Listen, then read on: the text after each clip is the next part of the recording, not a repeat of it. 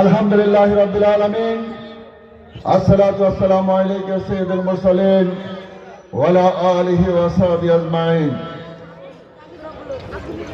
12 তারিখের নির্বাচনকে সামনে নিয়ে আজকে এই গণজমায়েত, আজকের এই সমাবেশের সংগ্রামী সভাপতি উপস্থিত আছেন ফেনী জেলার সাবেক আমির, বর্তমান আমির, নায়েবে আমির সহ জেলার এবং উপজেলা পৌরসভার সম্মানিত নেতৃবৃন্দ, 11 দলীয় জোটের সংগ্রামী নেতৃবৃন্দ, উপস্থিত আমার সাংবাদিক বন্ধুগণ, উপস্থিত সম্মানিত উলেমায়ে কেরাম, উপস্থিত বিভিন্ন শ্রেণীর পেশার সম্মানিত ফরসাম এলাকাবাসী, আসসালামু আলাইকুম ওয়া রাহমাতুল্লাহ।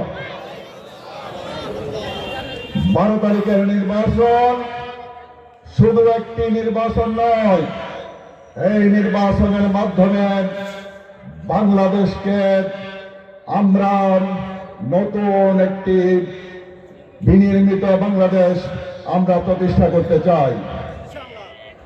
আমরা আগামী নির্বাচন হবে এই দেশের স্বাধীনতা সার্বভৌমত্ব রক্ষা নির্বাচন। আগামী নির্বাচন হবে ইনসাফ এবং সুশাসন প্রতিষ্ঠার নির্বাচন।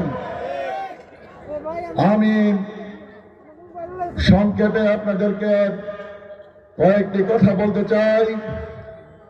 আমি আপনাদের সন্তান, আমি আপনাদের ভাই, আপনাদের সুখে দুঃখে আপনাদের সন্তান হিসাবে, আপনাদের ভাই হিসাবে থাকতে চাই।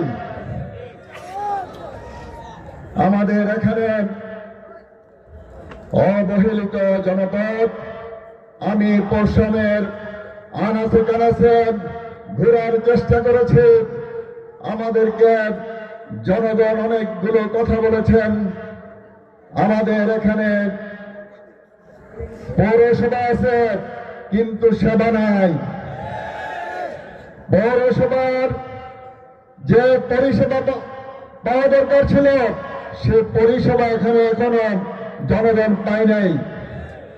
এখানে আমাদের বিদ্যুৎ সমস্যা, গ্যাস সমস্যা, আমাদের নিষ্কাশন সমস্যা, আমাদের রাস্তাঘাট অবকাঠামো সমস্যা, আমাদের বাজারের, আমাদের ব্যবসায়ী বন্ধুরা বলেছেন আমাকে বাজারটা দীর্ঘদিন থেকে অবহেলিত।